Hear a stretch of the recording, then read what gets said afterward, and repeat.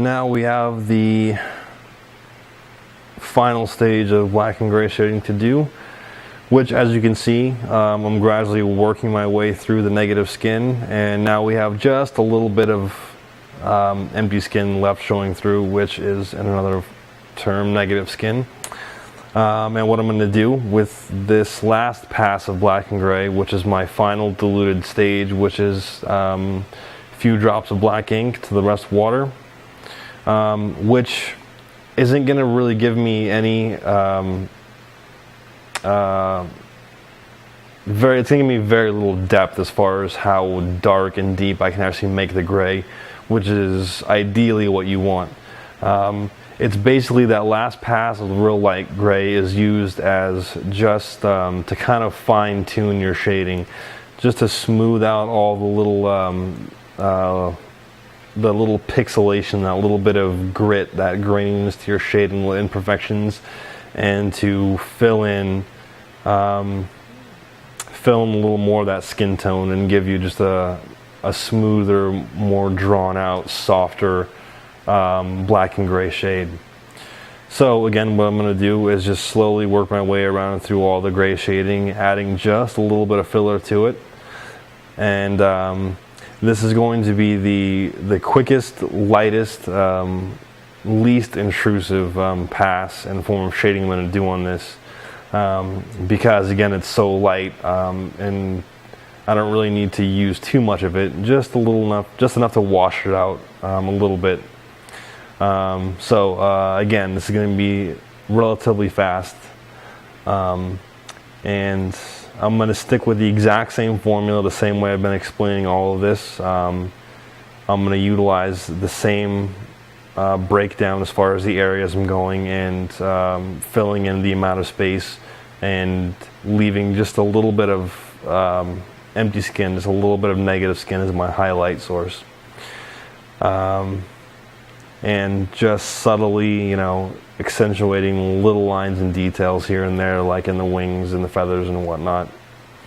So again, I'm going to go ahead and start in the same area I've been starting with, the top right area, working my way down into it. And again, you're also going to notice with each pass, you're going to notice a lot more irritated skin, to the point where the majority of what you see is irritated skin, and ideally that's what you want. You want just enough black and gray ink to get in there to smooth it out, but not to really alter or darken up any of the shading. So again, it is completely normal to see a little bit more plasma, a little more blood at this stage of tattooing, just because of the amount of water you're using. Your water to ink ratio is going to jump up drastically with this. So the majority of the shading, the majority of the darkness you're going to see occurring on the skin really isn't anything other than just irritated skin. Only a very, very small percentage of that is actually going to be ink that's solidified in there and sticks and will actually heal and darken up the tattoo. But I'll show you right now exactly what I'm talking about, and as you can see what's going on with the shading, as you can see right there, you're going to get a substantial amount of blood as opposed to ink at this stage, simply again just because of how much water I'm using as opposed to ink. Now that is actually occurring throughout the entire tattoo, you just don't realize it because the black ink or color ink is so much darker than the plasma or blood coming out of the skin that you just don't realize it. So again, this is completely normal. It's just a lot more noticeable at this stage. So when you're working with these lighter shades of black and gray, that is a completely normal aspect of it, and that should be no cause for concern whatsoever. That is what happens when you poke holes in your body, you bleed. So don't worry about it. But on the same hand, you don't really want to work the areas too much. You don't want to keep going over and over and over and over it. That's going to cause excessive damage to the skin and create, well, it has the potential to create scar tissue, and it'll increase the longevity and the healing time, and ultimately will affect the healing in several different ways. The longer it takes a tattoo to heal, the greater the chances are of it lightening up and affecting the vibrancy of the tattoo, the crisp and crumbliness of your lines, etc. So basically, regardless of the situation there, regardless of your client, who you're tattooing, what the piece is, etc., you want to try to trick your skin or your client's skin into healing as fast as possible. And the most direct, easiest, most straightforward, simplest way to go about doing that is by causing the least amount of damage to the skin as possible.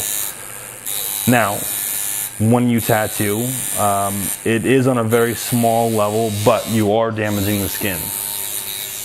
That is a direct byproduct of poking a hole in somebody's skin, is it causing damage, and it having to heal will create scar tissue on a very, very, very small scale. It's virtually unnoticeable. But the more time you spend working on an area, the more noticeable and more damage you